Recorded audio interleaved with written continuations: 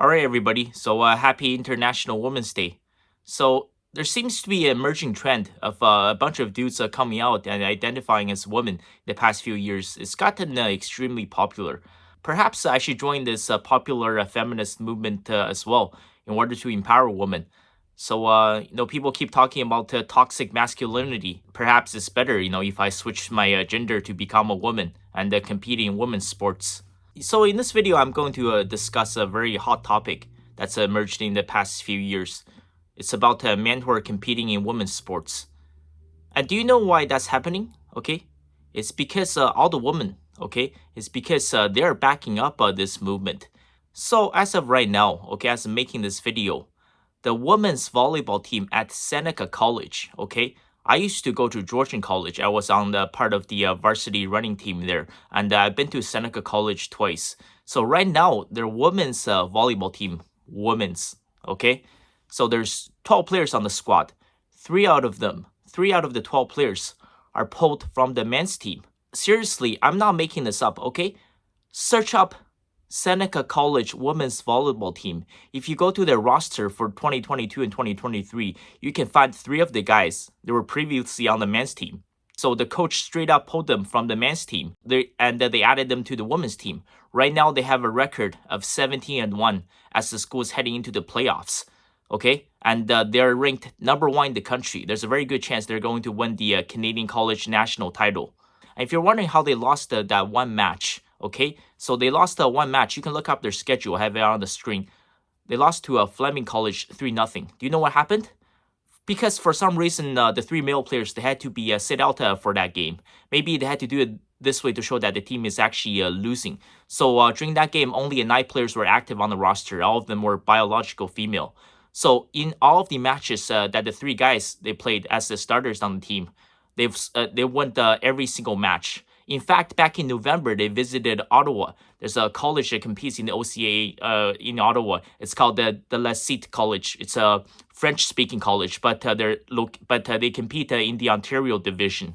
And one of the male players, he spiked the ball so hard, it hit a girl on the La Cite College squad, and she actually passed out from the hit. She suffered from a season-ending concussion injury. She was rushed to the hospital.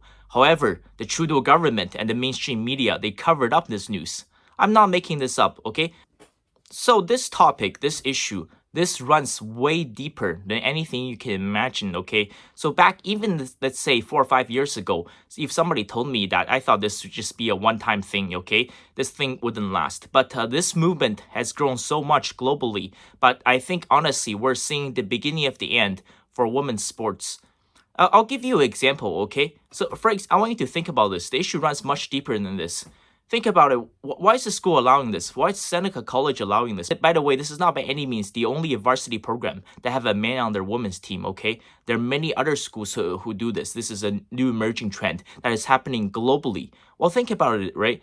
It's the coach's decision. They allowed this. They allowed 3 guys on the women's team. First of all, right? Seneca College a couple seasons ago, they were one of the worst teams in the country. They never got anywhere. The program was an embarrassment. But when you pull 3 men from the men's team and put them on the women's team, now they're virtually unbeatable, okay? So when you make the playoffs, when you win the provincial title, when you win these medals, when you win the national championship, there's obviously a prize money, right? So that's a factor because the coach's goal is ultimately to win.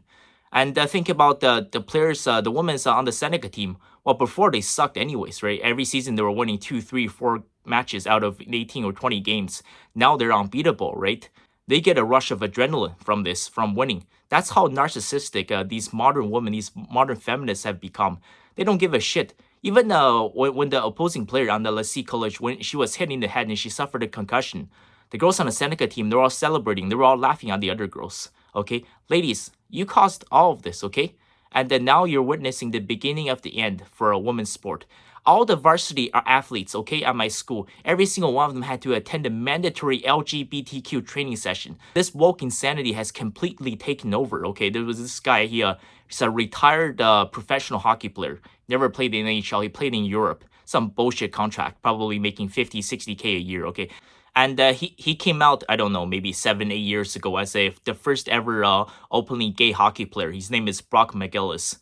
He went to the school and he talked to all the varsity athletes, spreading this extreme woke propaganda about, how men can menstruate, about how men can identify as women, and this is how we empower women. This is how we empower women's sports. No, I'm serious, man. Look, you can look up this guy, Brock McGillis. He has his own website, and all the varsity athletes, it was mandatory. We had to attend this session. Okay.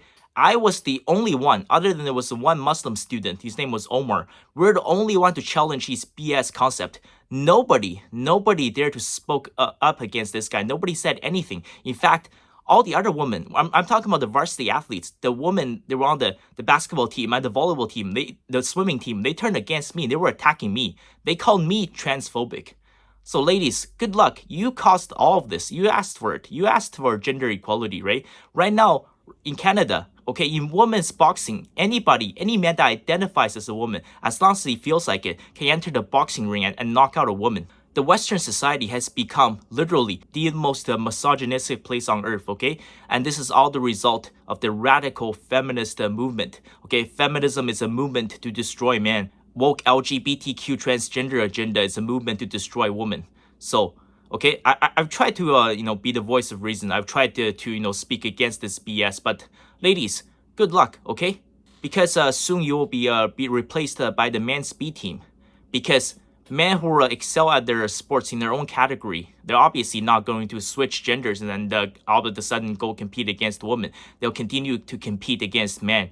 However, for the guys who simply can't make it, they're not as good as the top tier guys. Now they can simply say that, I feel like I'm a woman, and they can go on dominate women's sports. So in the future, you will have a men's A team that competes against other men, and the men's B team will simply become the women's A team. Good luck, ladies. You caused all of this. And to all the men out there, okay, unless this is someone that directly affects you in your personal life, for example, if your daughter was on the basketball team or volleyball team and if they were hurt by an opposing male player, or unless it's your girlfriend or something, listen, do not say anything, man. And because, you know what? It's the woman, okay? They will viciously attack you for speaking out against any of this. The indoctrination has run so deep. It is extremely concerning what I've seen on university and college campuses. I would say university is much worse because most college programs are 2 years. You're not in there for very long, right? And you get in and you get out very fast. But however, in universities, most programs are 4 or 5 years. And this is not just happening in the West. Do you know right now in China? So China's top 3 fastest 400-meter female sprinters. The top 3, they're all dudes. No, I'm serious. There's a picture. This is China's women's 4x400-meter team, okay? They won gold medal at the Asia Games, okay? So the 3 fastest women in China at the 400-meter sprinting are dudes. And like I said before, right? And ladies, you have to live in reality, okay? In every single competitive sporting event, you can't compete against men. That's just the reality. And so why is the Chinese, sports governing agencies, why are they allowing this? Well, obviously, it's because they want to win. They want to take home the gold medal. They want to bring home the trophy. They want to bring home the prize money. So, this is being allowed to happen everywhere. And this was not a thing. Like even just 8 or 10 years ago, you would not have seen this anywhere. However, there's an explosion of this happening. And it is all happening because of the radical feminists who are pushing this. And once again, I want to make something very clear, okay? I'm not against any of this because clearly it doesn't affect me. I'm on member of 2 varsity teams. And if some guy wants to join the women's team, why the hell should I care, right? I continue to compete against men. I've ran 6 marathons. I ran 20 half marathons. And I've dedicated the past 11 years of my life to long distance running. And I earned every single medal that's behind me on these walls. I would never identify as a woman and take someone else's place on a varsity women's squad in order to steal their prize money, to steal their medals, to steal their trophy. I have my own morals. I have my own dignity. I brought up this topic with many of my teammates, okay? The Auto Alliance, their program, they're the largest and the most successful track and field program in Canada. I've spoken up against these issues with many of my teammates. Many of them were female. None of them were willing to say anything. So I say, good luck, ladies, because soon you will all have to live under the tyranny of man. All of you so-called empowering feminists. One final message, okay? Okay, it's the issue of this woke culture and indoctrination. I think that is the number one issue in the West because these people, they have not lived through true communism. They don't know what it was like, okay? And people are so brain dead nowadays. For example, I asked people, okay, what is Hitler's country of birth? 80% of them tell me it's Germany. It's unbelievable. Like, going to university is supposed to make you smarter, but universities are literally, they're making people retarded now. And I think this is a global agenda, okay, to make people dumber.